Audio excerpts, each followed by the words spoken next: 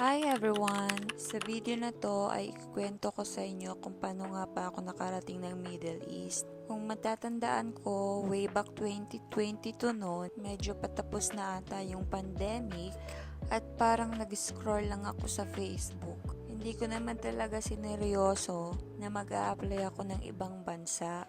Naghanap lang ako ng post papunta sa ibang bansa dahil nga lahat ng trabaho sa Pilipinas ay naka-stay in.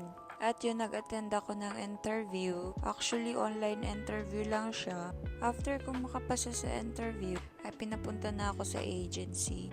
Wala pa akong kahit anong requirements. Kahit passport, wala ako. So, yun nga, dahil buryong-buryo na yung isip ko noon sa Pilipinas. Kahit yung passport ko, minadali ko yun. Naganap lang ako sa online. Siguro mga 3 weeks or 1 month, dumating na yung passport ko. Yun, medical na agad sa QBC. Actually, wala naman siyang bayad or hindi ako nagbayad. Ang binayaran ko lamang ay placement fee. Parang mga 3 to 4 months, parang nakalipad na ako.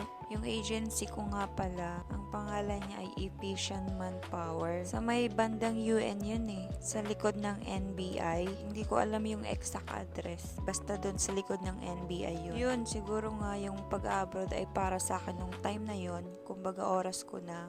Kasi parang ang smooth lang lahat ng process.